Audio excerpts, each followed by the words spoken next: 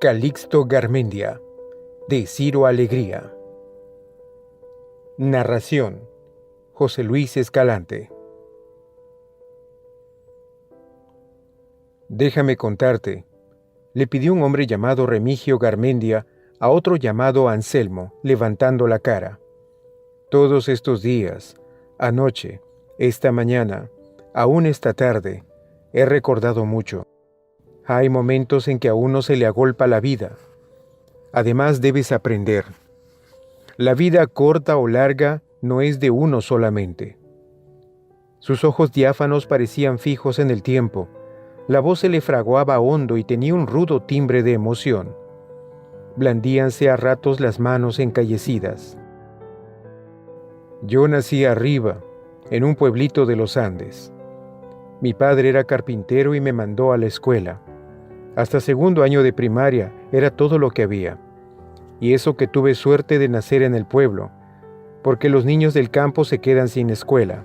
Fuera de su carpintería, mi padre tenía un terrenito al lado del pueblo, pasando la quebrada, y lo cultivaba con la ayuda de algunos indios, a los que pagaba en plata o con obritas de carpintería, que al cabo de una lampa o un hacha, que una mesita, en fin.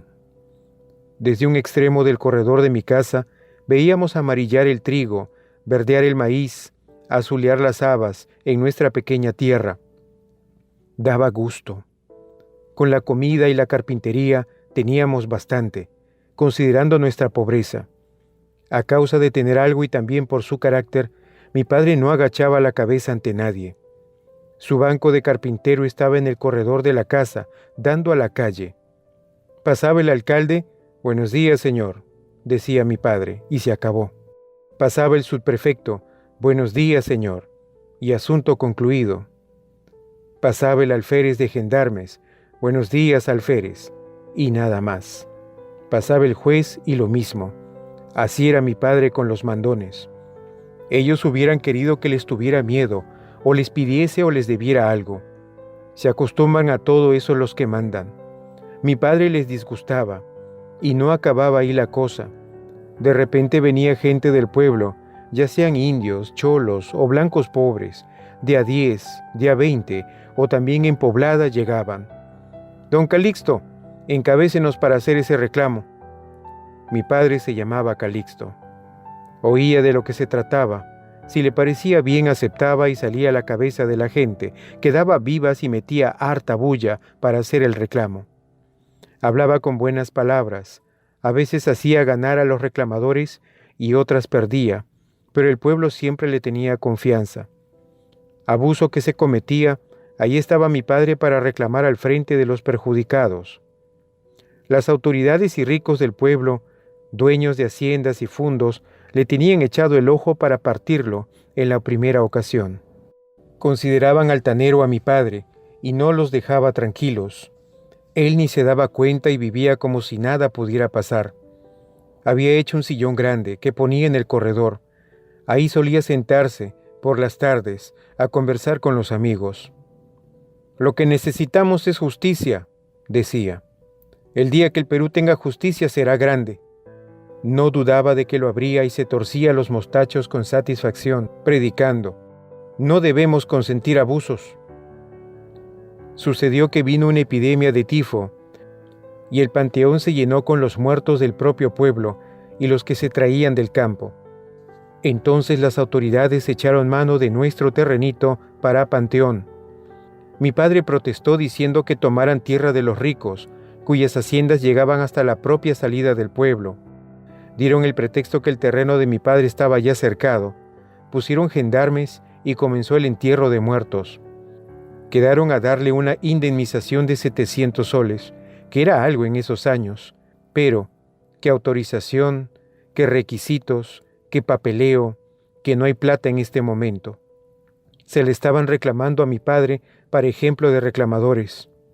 Un día, después de discutir con el alcalde, mi viejo se puso a afilar una cuchilla y, para ir a lo seguro, también un formón. Mi madre algo le veía en la cara y se le prendió del cogote y le lloró, diciéndole que nada sacaba con ir a la cárcel y dejarnos a nosotros más desamparados. Mi padre se contuvo como quebrándose. Yo era niño entonces y me acuerdo de todo eso como si hubiera pasado esta tarde. Mi padre no era hombre que renunciara a su derecho. Comenzó a escribir cartas exponiendo la injusticia. Quería conseguir que al menos le pagaran. Un escribano le hacía las cartas y le cobraba 2 soles por cada una. Mi pobre escritura no valía para eso. El escribano ponía al final: a ruego Calixto Garmendia, que no sabe firmar, fulano. El caso fue que mi padre despachó 2 o 3 cartas al diputado de la provincia, silencio. Otras al senador por el departamento, silencio. Otras al mismo presidente de la República, silencio. Por último mandó cartas a los periódicos de Trujillo y a los de Lima. Nada, señor. El postillón llegaba al pueblo una vez por semana, jalando una mula cargada con la valija del correo. Pasaba por la puerta de la casa y mi padre se iba detrás y esperaba en la oficina del despacho, hasta que clasificaban la correspondencia. A veces yo también iba. ¿Carta para Calixto Garmendia?, preguntaba mi padre. El interventor, que era un viejo flaco y bonachón, tomaba las cartas que estaban en la casilla de la G, las iba viendo y al final decía: nada, amigo. Mi padre salía comentando que la próxima vez habría carta. Con los años afirmaba que al menos los periódicos responderían. Un estudiante me ha dicho que, por lo regular, los periódicos creen que asuntos como estos carecen de interés general. Esto en el caso de que los mismos no estén a favor del gobierno y sus autoridades, y callen cuando pueda perjudicarles. Mi padre tardó en desengañarse de reclamar lejos y estar yéndose por las alturas varios años. Un día, a la desesperada, fue a sembrar la parte del panteón que aún no tenía cadáveres, para afirmar su propiedad. Lo tomaron preso los gendarmes, mandados por el subprefecto en persona, y estuvo 2 días en la cárcel. Los trámites estaban ultimados y el terreno era de propiedad municipal legalmente.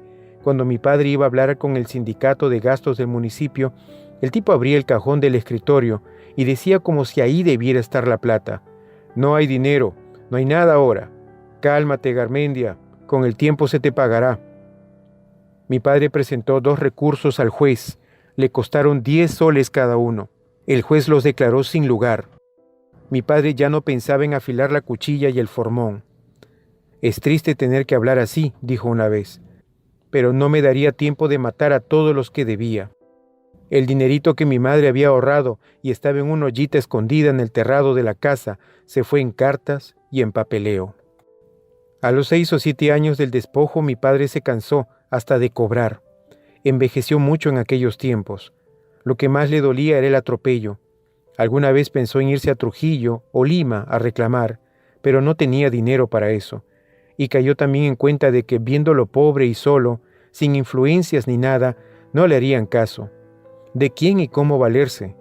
El terrenito seguía de panteón recibiendo muertos. Mi padre no quería ni verlo, pero cuando por casualidad llegaba a mirarlo decía: algo mío han enterrado ahí también. Crea usted en la justicia.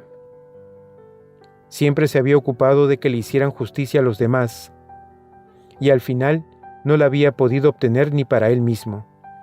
Otras veces se quejaba de carecer de instrucción, y siempre despotricaba contra los tiranos, gamonales, taragotes y mandones. Yo fui creciendo en medio de esa lucha. A mi padre no le quedó otra cosa que su modesta carpintería. Apenas tuve fuerzas, me puse a ayudarlo en el trabajo. Era muy escaso. En ese pueblito sedentario, casas nuevas se levantarían una cada 2 años. Las puertas de las otras duraban. Mesas y sillas casi nadie usaba. Los ricos del pueblo se enterraban en cajón, pero eran pocos, y no morían con frecuencia. Los indios enterraban a sus muertos envueltos en mantas, sujetas con cordel. Igual que aquí en la costa, entierran a cualquier peón de caña, sea indio o no. La verdad era que cuando nos llegaba la noticia de un rico difunto y el encargo de un cajón, mi padre se ponía contento, se alegraba de tener trabajo y también de ver irse al hoyo a uno de la pandilla que lo despojó. ¿A qué hombre tratado así no se le daña el corazón? Mi madre creía que no estaba bueno alegrarse debido a la muerte de un cristiano y encomendaba el alma del finado rezando unos cuantos Padre Nuestros y Aves Marías. Duro le dábamos al serrucho, al cepillo, a la lija y a la clavada, mi padre y yo, que un cajón de muerto debe hacerse luego. Lo hacíamos por lo común de aliso y quedaba blanco. Algunos lo querían así y otros que pintado de color caoba o negro y encima charolado. De todos modos el muerto se iba a podrir lo mismo bajo tierra, pero aún para eso hay gustos. Una vez hubo un acontecimiento grande en mi casa y en el pueblo. Un forastero abrió una tienda nueva que resultó mejor que las otras 4 que había. Mi viejo y yo trabajamos 2 meses haciendo el mostrador y los andamios para los géneros y abarrotes. Se inauguró con banda de música y la gente hablaba de progreso. En mi casa hubo ropa nueva para todos. Mi padre me dio para que la gastara en lo que quisiera, la mayor cantidad de plata que había visto en mis manos, 2 soles. Con el tiempo la tienda no hizo otra cosa que mermar el negocio de las otras 4.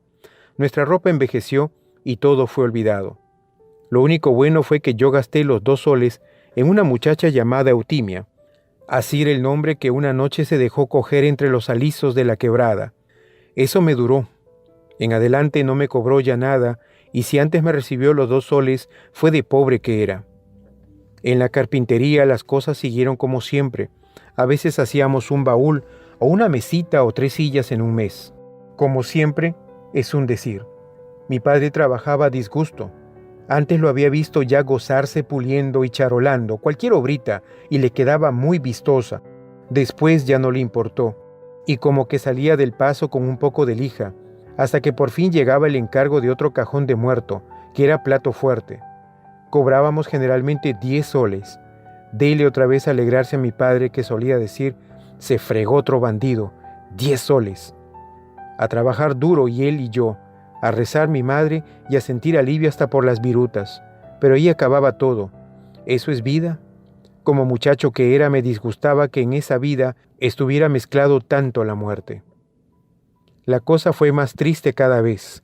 En las noches, a eso de las 3 o 4 de la madrugada, mi padre se echaba unas cuantas piedras bastante grandes a los bolsillos, se sacaba los zapatos para no hacer bulla y caminaba medio agazapado hacia la casa del alcalde. Tiraba las piedras rápidamente a diferentes partes del techo, rompiendo las tejas. Luego volvía a la carrera y, ya dentro de la casa, a oscuras, pues no encendía la luz para evitar sospechas, se reía.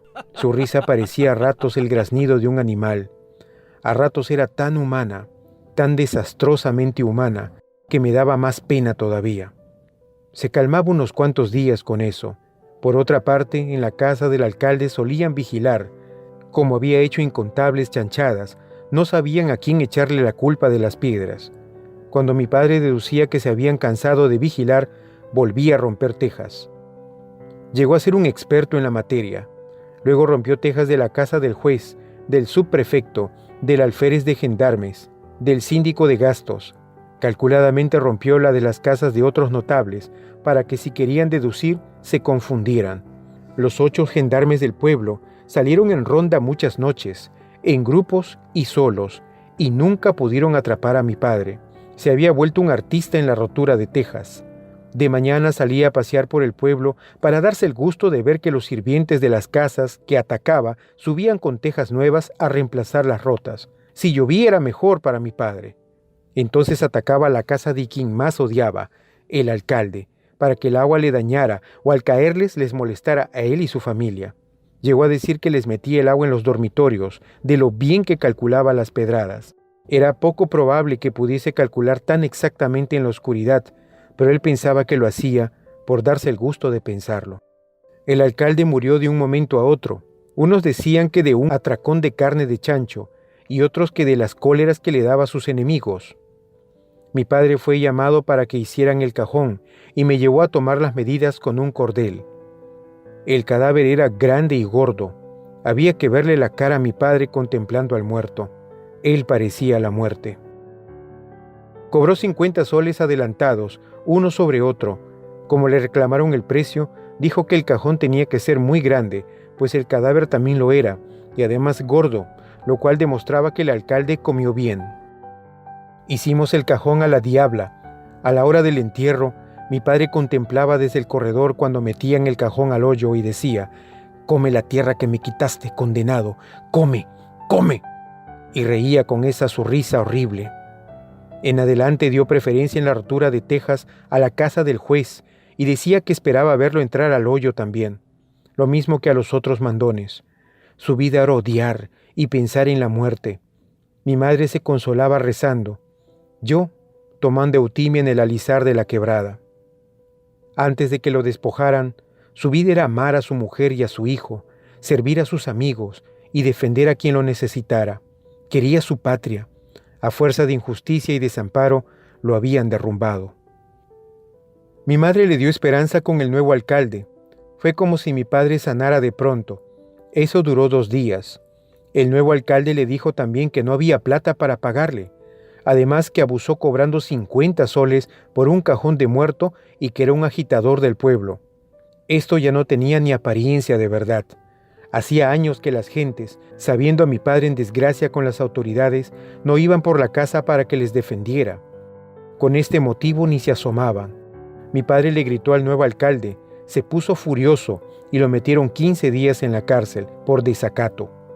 Cuando salió le aconsejaron que fuera con mi madre a darle satisfacciones al alcalde, que le lloraran ambos y le suplicaran el pago. Mi padre se puso a reclamar, «¡Eso nunca! ¿Por qué quieren humillarme? La justicia no es limosna. ¡Pido justicia!». Al poco tiempo, mi padre murió. Calixto Garmendia, de Ciro Alegría.